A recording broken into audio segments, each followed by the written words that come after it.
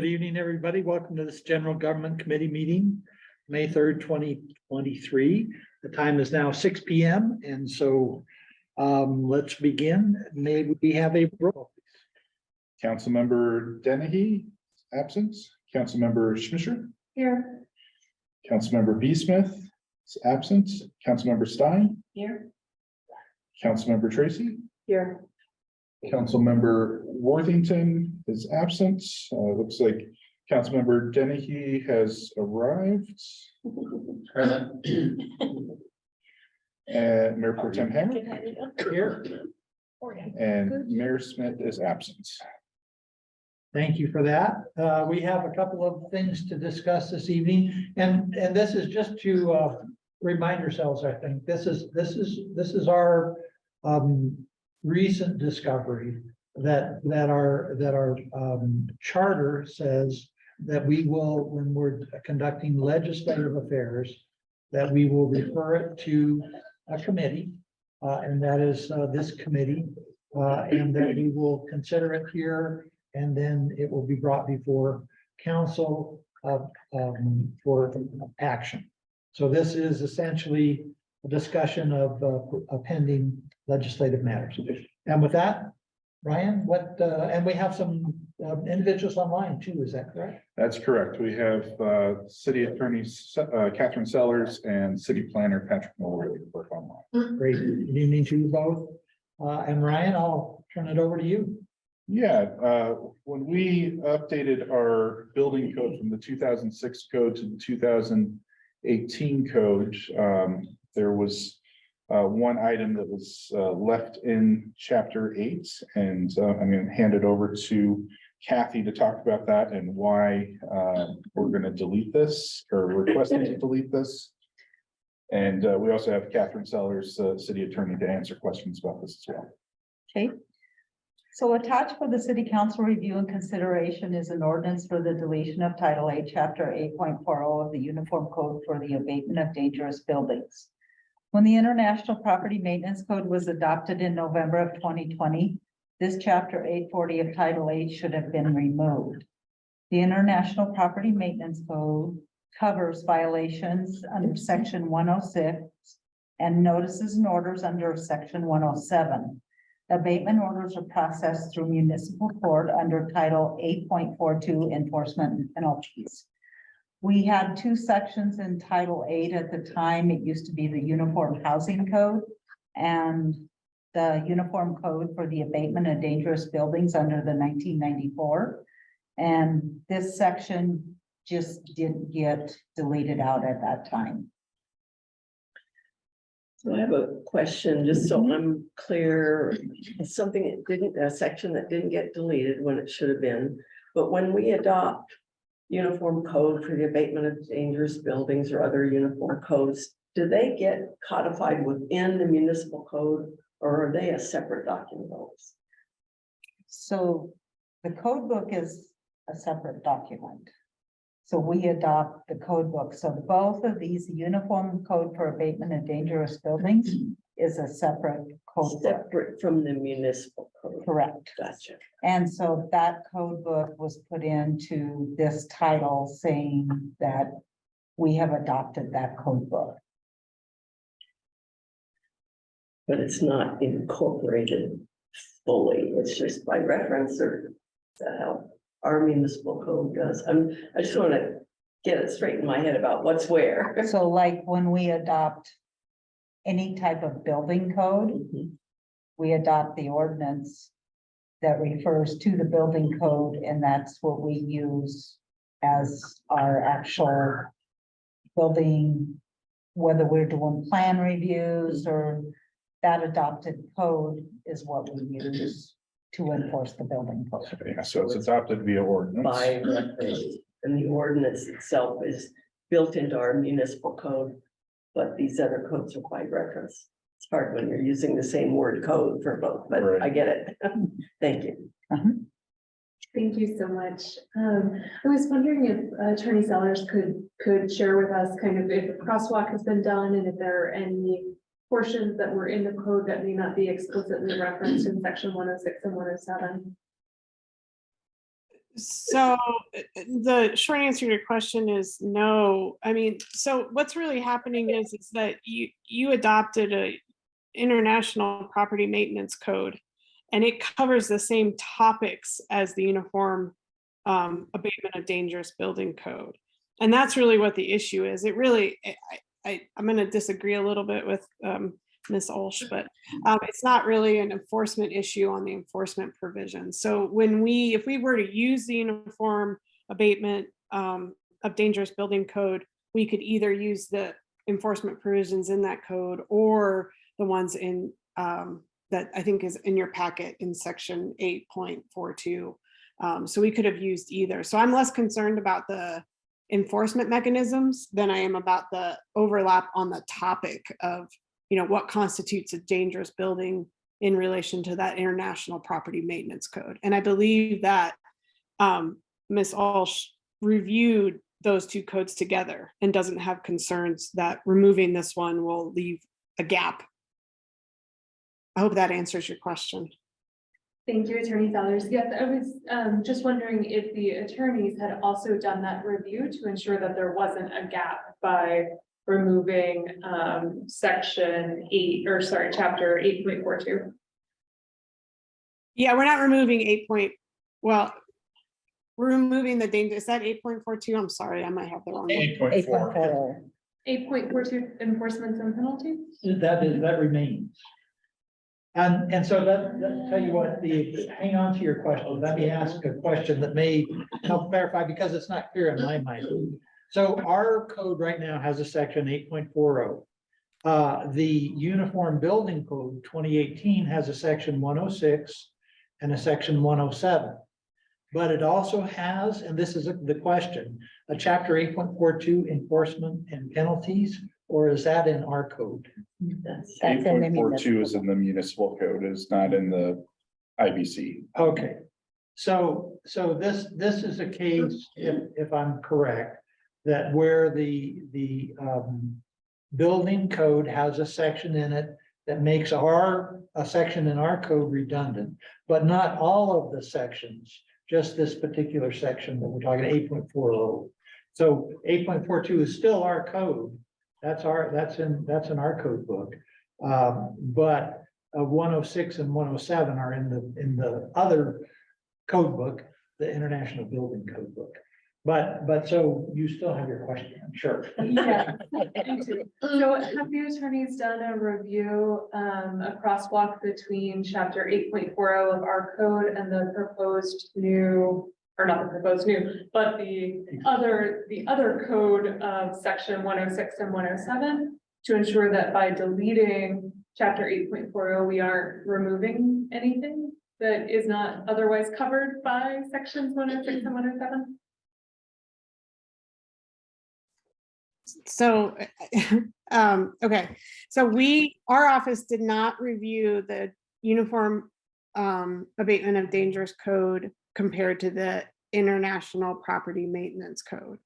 So I think that's a question. So we didn't do that. The building department did that.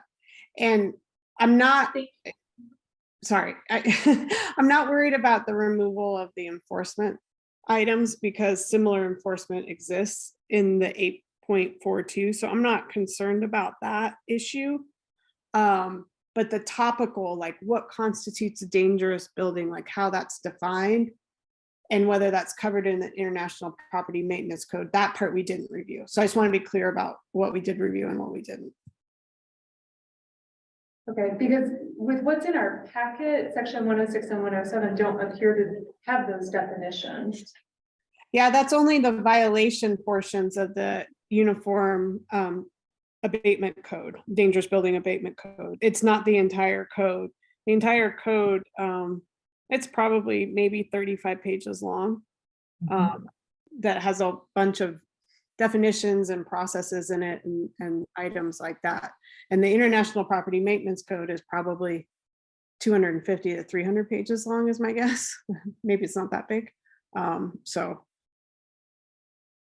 So you only have the enforcement sections of that uniform code in your packet. You don't have the whole code.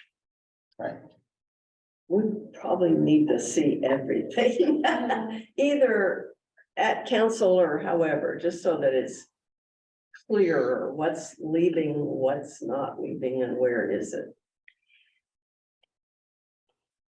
Yeah, I think it would be super helpful to have kind of what's the portion of our municipal code that we are planning to stray. Because I don't think that was included in our packet, as well as kind of maybe highlighted, since the work has already been done to do that crosswalk by the building department, maybe highlight the sections that are within that much longer international property maintenance code that covers the portions that we're deleting. Because as is, it's just hard to. That, I have a question, kind of along the same lines. So we do have 106 and 107, which is the International Building Code. Property correct? maintenance code. Yes, and was there a particular reason that we also have on our packet, section 8.42, the enforcement and penalties section? That was just showing you that that's not being taken out. That is what is used Mhm. for the penalties through municipal court right now. Okay. So I would second what Council Member Schmisher is saying. It'd be really good for us to have 8.40 also in our packet. So that we can look and see what is being deleted. But is for what is being deleted, sections 106 are 106 and 107 are standalone sections. In other words, I'm not asking it quite correctly, but those two sections, 106 and 107, contain all the provisions that would have been in 8.40 that are now suggested that we delete. Am I saying, does that So make sense? 8.40 in the municipal code Mhm. is actually going back to another code book, which is the Uniform Code for Abatement of Dangerous Buildings. It's an actual code book. So we had adopted that many years ago because it was under the 1994.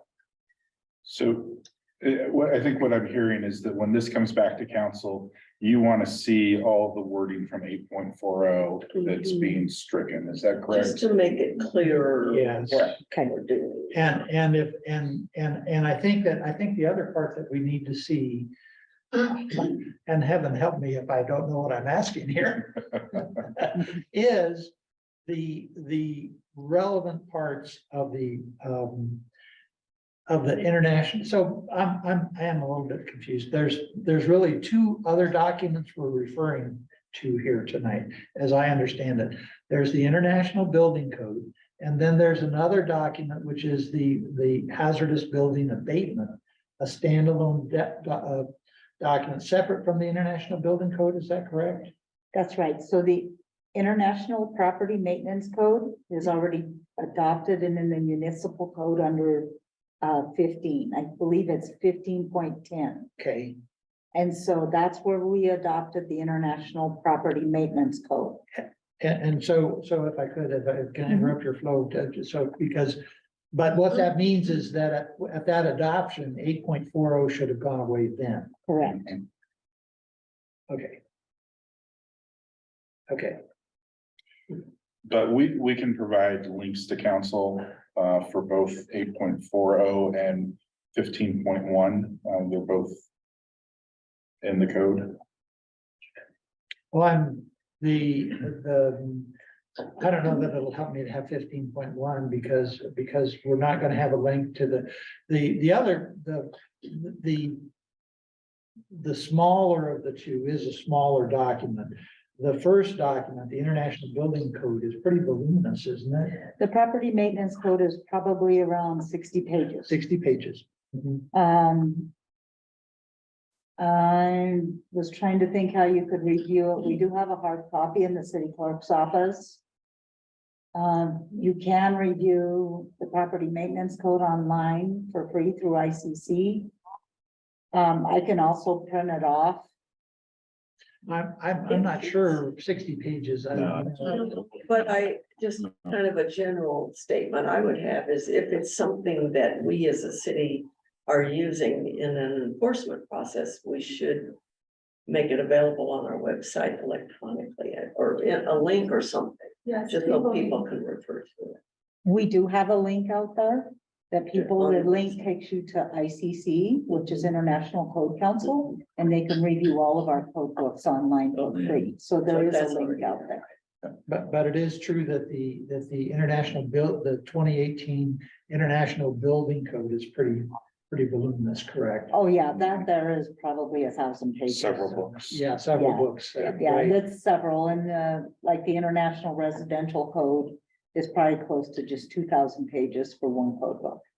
And 8.40 dealt solely with hazardous buildings, Yes, is that correct? Yeah, it's the Uniform Code for Abatement of Dangerous Okay, Buildings. so really what we're talking about here, if you look at the whole building code, the 2018 building code, what we're focusing on is just a little tiny slice of that. Right. You know, that's what we're talking about here tonight, it's just a little tiny slice. And if we, you know, so we need to be able to keep focused. And not get too distracted because of but we do need to make sure that we have the appropriate documents so that we know what we're getting rid of and have some idea that it's being appropriately replaced. That the action that we're doing is an appropriate replacement of that, of section 8.4. Right, and it's not a replacement because it's already there. It's Yes. just a deletion. Deletion. But the material that we're deleting are appropriately covered elsewhere by a previous action that was taken by a previous council. and just so everybody knows, I did, Catherine didn't review it. But our special prosecutor, Tricia, she did review with me that it was not needed because it was covered under the International Property Maintenance. Thank you. That's relevant information. Thank you for that, Kathy. It's really helpful to know that kind of two different people, because it's such a big document and doing that kind of crosswalk, it's, you know, the devil's in the details. So it's really great to know that two different individuals who did that process and have made sure that we're covered. Thank you so much. Okay. Other questions from? I'm council? just curious, what is 8.41 or is there one? Since we're talking about 4.0 and 4.2. There is no 4.1. Okay. I believe at one time 841 was the uniform house, uniform building code. Mhm. Thanks. Okay. Okay. So would council like to see this come back to a committee, or if we provide that information, is it ready to go to a council? I think it could go to council. I do too. I think we can get it to the That's council. what- yeah. Sure. Moving on. Okay. So that takes care of deletion of Title 8, Chapter 8.4 Uniform Code for the abatement of dangerous buildings. And now we're on to the subject of chickens and ducks. You wanna leave the chicken and ducks portion? And quail and The pheasants juicy and part peacocks. tonight. You think ducks are cheap? I heard there's some recipes being passed around. That's just a rumor. No, Have a good time. Thank you. Thank you. Thanks so much. Yes, so we have a request to allow backyard ducks along with our backyard chickens ordinance. City planner Patrick Mulready is online. Patrick, do you want to give a brief overview of where we're at? So as I put in the memo that you have in your agenda packets, the code does currently treat both chickens and ducks as livestock, and it treats chickens a little bit differently in that in residential areas you can have up to 8 chickens on a residential property. Ducks, however, require larger property, and I have also summarized in the memo that you got some reasons why ducks have been traditionally treated differently. I don't know that I have any advocacy for you on this. I think the question is, are we going to allow ducks to have the same treatment as chickens? And if we're going to include ducks in that, where do we draw the line in other kinds of birds? So with that as an overview, that's I'll turn it back over to council for discussion and debate. Great. Thank you, Patrick. Well, Sure. I'm gonna throw out something just real quick as we hear this, because I got a few calls on this, and not so much for backyard chickens, but, or ducks and that. But I got these calls from 4-H parents saying that now they didn't realize this either. And their kids have, you know, different ones have raised ducks for 4-H. And now they're realizing what they did was wrong. And that's just something that, and I'll be honest, that's something that I was gonna do with my son as well. Is he asked if he could do ducks, because we were looking at some fancy ducks, but I'm just saying, that's another thing that we gotta consider, because this is still a 4-H community as well. And so I just want to get that out, because I have had some calls from 4-H parents. So Tim, do you know, are there other poultry or fowl that are available to 4-H kids to raise? Well, chickens, Well, chickens? guineas, quail. It's not really limited very much what they. Is it really limited? No, but they do have their certain categories. I Sure. mean, Oh, yeah. yeah, so, one thing I'm gonna say just real quick is, because I'm an advocacy for 4-H. 4-H has been around, you know, a long time, and it has been very big in this county and very big within city limits of Canyon. But, you know, if it's something that a kid can do at 4-H, I firmly believe that it should be allowed within city limits. So my daughters raised sheep. Now, is that okay? And so limits Well- can do that. No, but it's not, but I can guarantee you, there's people in the city that raise sheep for their kids for 4-H right now. Right, that's what I'm And- saying. and- It is a 4-H project. You know, I guess one thing that, and I'm probably may on a different side, is we still were, you know, this was a ranching and farming community. And we still have a lot of that. I was adding up the acreage just by me of just hay fields. And people put cattle on 4 of these, but there's like 25 continuous, or one street in between. Yeah, we've got like 25 acres of hay fields just on my street. Well, excuse me, I'm gonna take that back. 23 or 22 acres that are in city limits. My next door neighbor is not. And this is all within city limits, and it's just something I don't want to cut out. My kid's just starting into 4-H, and I know lots of kids who are just coming into 4-H. And you know what? That's just, go ahead. Yeah, the code does allow for livestock on parcels, you know, R1 through R3 that are an acre or more. So, you know, the code does have Okay. some allowances for that. It's just that. Except for pigs. Want to go there? No, I don't want to go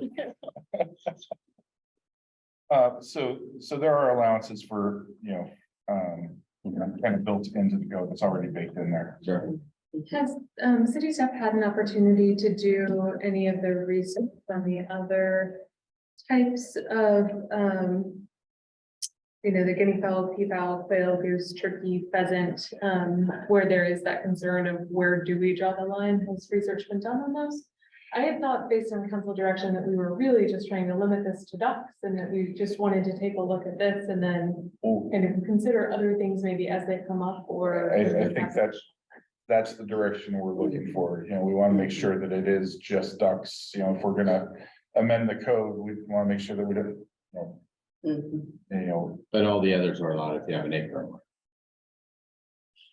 I don't know that those are specifically called out. No, but it says hoofed animals, Hoofed right? animals, I don't yes. think the geese have hooves, but I could be wrong. It's a livestock animal.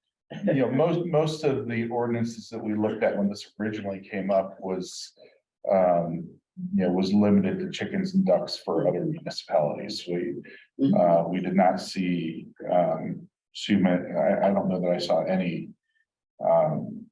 of the other species included in any of those ordinances.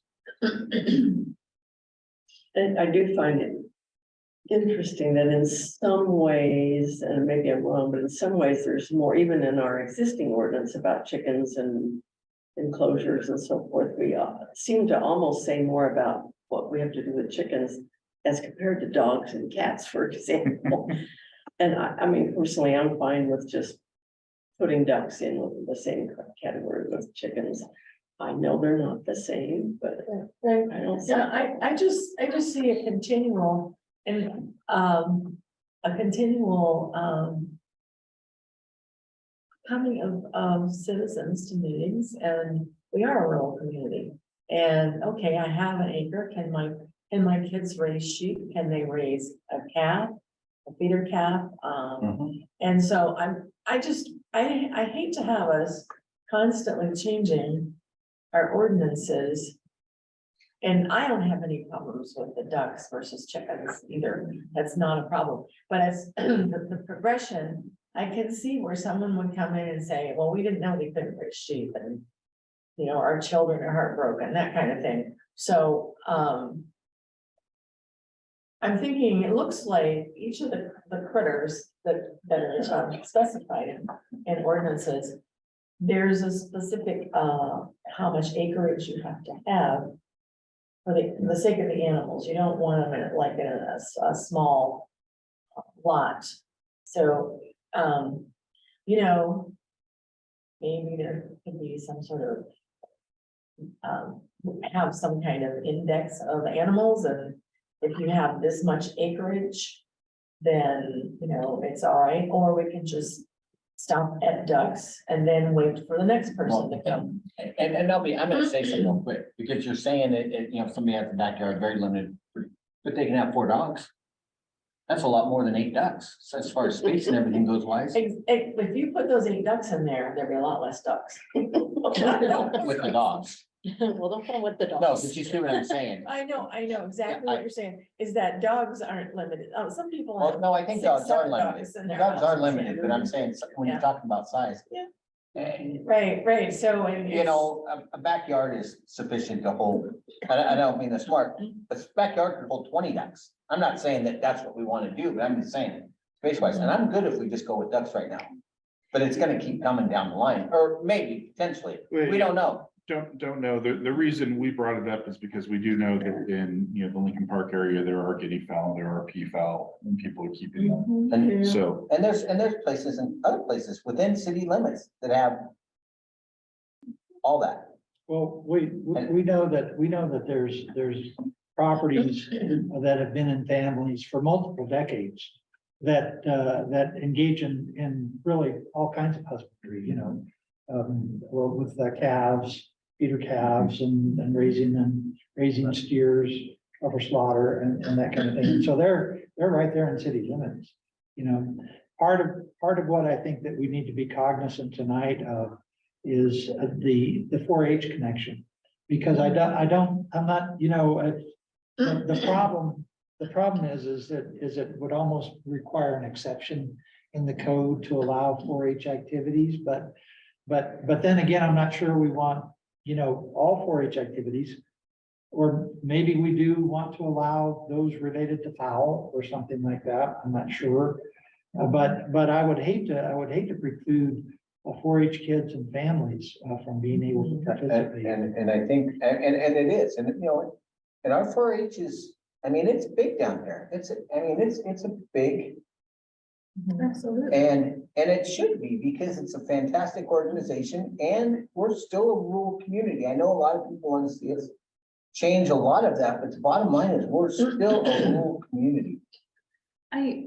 I completely agree about the importance of 4-H and the importance of living in a rural community. I know I certainly am very happy that I live in one. I wouldn't want to make an exception in the code specifically for 4-H activities, just because, you know, what happens if you then don't participate the next year and you have, you know, you have your ducks or you have your fancy chickens. You or didn't have- want to sell them at the sale, at the 4-H selling, you kept them as a pet, which I know, and you know, Exactly. I know a few people have kept their calves and Happens. they never butchered them, and now they're just a family pet. So I wouldn't want to That one, but that's see what that they are. people have to be participating in 4-H in order to have the animal. It gets really tricky. It does. It gets really tricky, and I feel like we're surrounded by slippery slope here, you know? Yep. But as an example of that, we know that there aren't any wild chickens, but there are wild ducks, and they do live in our park. And so who's responsible for those? Well, I can I don't ask think you, we're then- addressing that here. but we, Well, no, no. I think but as a I think it's city, we have tame ducks. Well, Within, absolutely. within the absolutely city there's- We limit, have we tame have, deer, I mean. no, we have tame ducks that are taken care of by the city. Oh, well, yeah. So according to a past 4-H poultry manager, local to the area, chickens, turkeys, ducks, and game birds are the most common ones that are shown Right. here. There was some talk in the past of including peacocks, but that thankfully has not happened. They are I don't know why anybody says thankfully, they're the coolest pets to have. You have no idea how cool they are. For the neighbors of people who might have. You know what? Every one of my neighbors said they loved them. So I have a question. If we look at that first page of the memo, where it starts with D, backyard chickens. If we were going to go in the direction of saying backyard chickens and ducks, because backyard chickens is kind of a special category. Is there anything we would need to change or add in that section D? For example, number 2, the ownership and keeping of roosters over 6 months old is prohibited. Is there a complicated problem with male ducks? Not that I'm aware of, but. I I don't mean, think I so. don't- They're not cock-a-doodle-doo and. Right, in the morning. And so other than that, I mean, it seems like we wouldn't really even need to change much in the way of language, unless we want to get real prescriptive about providing water, but I don't know that the city needs to get into the details of the care of every animal that we have in the Yeah, city. I think, you know, whether or not you want to do that, or, you know, if you want, you know, 6 ducks instead of 8, yeah, I think those are the types of questions you're. Right. And I think the numbers are fine to match with chickens, because realistically, there's no, I mean, if anything, a duck is quieter. I mean, They have a very soft voice, don't you think? I think They just coo. No, I'm just joking. I don't know. Say quiet. but I agree with Amy, you know, in reaching out with the 4-H and, you know, the birds that I think that are allowed for showing at the 4-H, I think are birds that should be allowed within city limits. Pheasants are not noisy. They might crow once or twice, once in a while in a very blue moon, but it's so rare for a tame pheasant to sit and crow. And I know this because I've had pheasants lots of times in my life, and I've never actually heard one in my house. Hear them in the wild, but don't hear them. But I do agree with Councilwoman Schmisser that we need to, you know, we really need to be, you know, that's the right word, with our 4-H. I mean, I think that is so important, and I don't want anybody even who's in 4-H and doing these birds and go, oh, we can't do this now, or, you know, we gotta be careful because the city's not gonna allow this, we can't get, because they'll probably still do it, and then it's gonna be, we can't get caught. But So we don't even want to have that in their minds. So Tim, help me with this. In the second paragraph in the memo defines livestock, Okay, which is allowed. It just has different requirements from backyard chickens. right, So all of those kinds of birds, right? but that's for an acre or more. Right. But I'm saying, what about that person who has a backyard? You can raise pheasants for the county fair, because they have, you know, you can get your golden pheasants and your oriental pheasants and your ringneck pheasants, and you can get all those. They make no noise. They don't require any more space than a chicken or a duck. How about a pot-bellied pig? What does that require?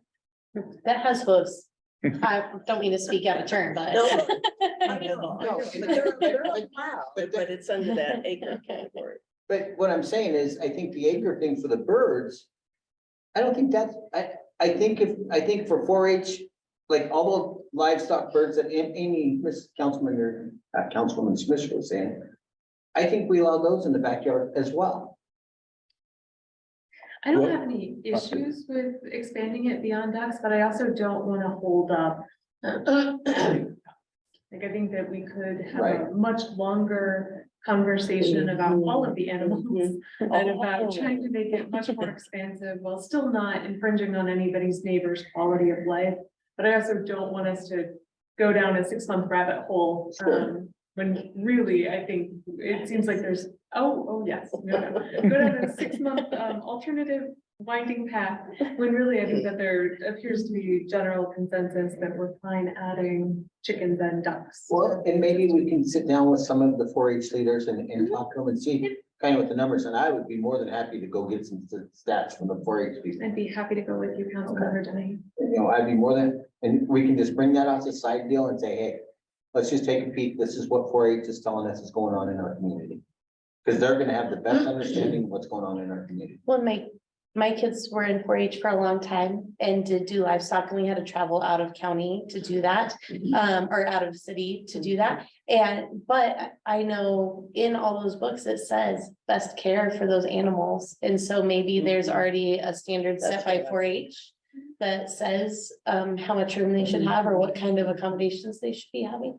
Right. Just- I think it's something we could look into. But I would say my proposal would be, let's move forward with adding ducks, very limited other additions, just put ducks in with chickens. And then maybe have a longer conversation about other animals, and see where that takes us.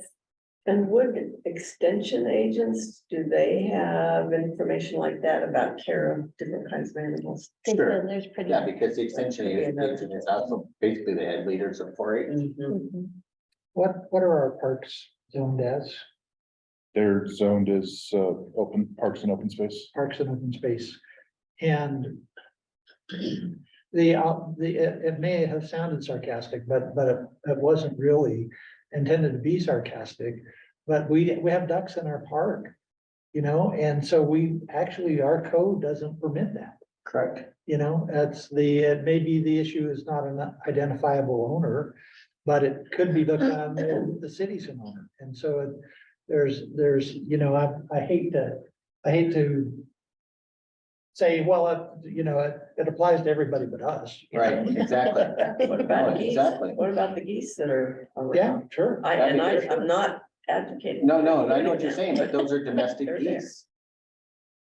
Well, yeah, there's some. I mean, there's definitely Canadian geese there, but there's. Yeah. there's Well, there were domestic geese. two. But I would I hate just to passed see them, them I would hate tonight. to see them go because all the Like kids Walmart. enjoy them. Two big white geese. So maybe this is the sleeping dog, Oh, no. the animal, but maybe this is a sleeping dog and we just let it lie about parks. But I think that maybe, what you suggest is really, let's start there. Let's maybe put out some feelers. Let's not, Right, like I said, I think the best way to go is not with the 4-H kids, go with the 4-H leaders, because they're gonna know who's doing what, and if there's any. well, but there's another question we could ask them, or avenue we could explore with the 4-H leaders and organization. And then because they're, nationwide, 4-H is nationwide, and they have to have run into this before with other municipalities about what is permitted and what is not. And maybe have some guidance to members. And so it would be good to ask what the 4-H organization, how they approach, rules in municipalities, and if they have maybe a model code or something, No, that's something, I would be more than happy to really get working on that. And I know Councilwoman Schmisser has knowledge of 4-H and probably history with 4-H, and I think that would be, I think we can get our heads together and really go after and find some information for us. That sounds great. Thank you, Councilmember Denny. great. Does that cover the ground for you? Is any other questions or comments? I think for the most part, I think number 2, as far as backyard chickens, where it says keeping roosters, do we want to include drakes as part of item number 2? I have, I've been I think that I've certainly been around ducks, and I've never seen a problem with the drake duck. The chickens are a different story, and there's been some roosters I was more than happy to slaughter. Right, but yeah, I agree with that. I mean, it all depends. I mean, I've been around some nasty roosters too, but nowadays I've learned to move that foot really quickly forward, but But as far as Drake ducks, I mean, a Drake duck's not gonna show any type of Much different behavior. absolutely very. Right. And wherever there's water, if you have a water feature in your backyard, you're gonna have ducks. Yeah. Because they, I mean, migratory ducks, they'll just hang out, especially the way our climate is here. They'll just swoop in and they're your best friend for years then. Catherine, do you need any additional direction as far as this ordinance, potential ordinance goes? No, what I'm hearing is you want to add backyard ducks to the chicken sections of the ordinance. Yes, Yep. Perfect. I think that's all I need. it's Okay. not, And again, does council want to see this at another committee No. meeting or go straight to council meeting? Sure. Sure, any other comments? Did you have any other comments? Awesome. Thank you so much. Sure. Thank you so much for your advocacy and for coming to city council and for Yeah. asking for what you need. Well, this has been really enlightening how everything works. I never knew. Of course, when it gets to the full council. Okay, well, with that then, we're adjourned. Thank you all. Yeah. Thank you.